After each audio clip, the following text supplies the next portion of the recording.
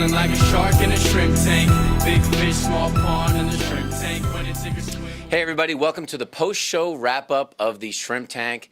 You can download us on iTunes for the Shrimp Tank, or you can go to shrimptankpodcast.com if you want to hear all of the great interviews that we've done with CEOs throughout the state of Georgia. We had on today Stan Friedman, who's the president of FRMSolutions. If you're a franchisor and you ever needed to get a CRM system for franchises, he's got the solution to make it work cleaner, faster, better. It was great discussion today. We're also sitting here with Joey, who's KSU, going through the entrepreneurship program, and Chris Hanks, who's the executive director and founder of the now Shore Center for Entrepreneurship.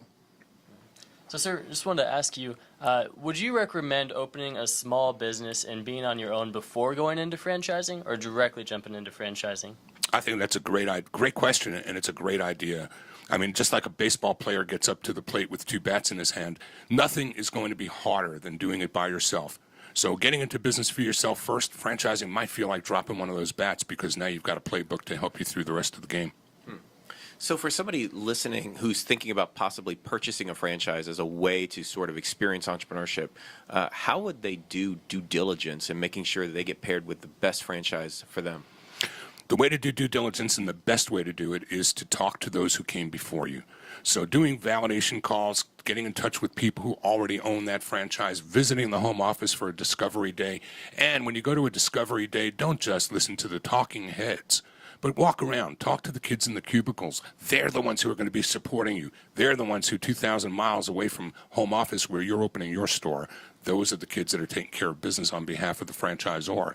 If they're not happy with their jobs, what chance have you got being happy affiliated with a company who's not even taking care of their own people, much less taking care of you? Now, Stan, there are a lot of people out there that may have a business already, and they're listening to this, and they're thinking about the other side of the coin, which, what if I start franchising my business? And if you franchise your business out there and you open one up in San Diego, or you open one up in Denver or in Austin, Texas, what kind of liability do you take on as the franchisor if you've got somebody that's representing your brand in another city? You know, you're going to have the appropriate language in your disclosure documents and in your franchise agreements that indemnify you against things that happen at the local level, but good luck. We're a litigious society, and litigation is something that people make a lot of money creating, so those lawsuits are going to happen. You're going to have to defend. I mean, you can't overcome that. It's a part of doing business, and if and when that day comes, you just work through that as you do anything else. But at the end of the day, you're probably still going to get sued, right? Yeah, I mean, you can't stop someone from suing you. You can only hope that you've got enough of a case to compel a judge to make a reasonable decision in your favor. And Sam, what's the greatest franchise war that you see going today? Is it Jan Pro versus Janning King, or Quiznos Subway? Nope, it was Clinton and Trump, but happily that war is over.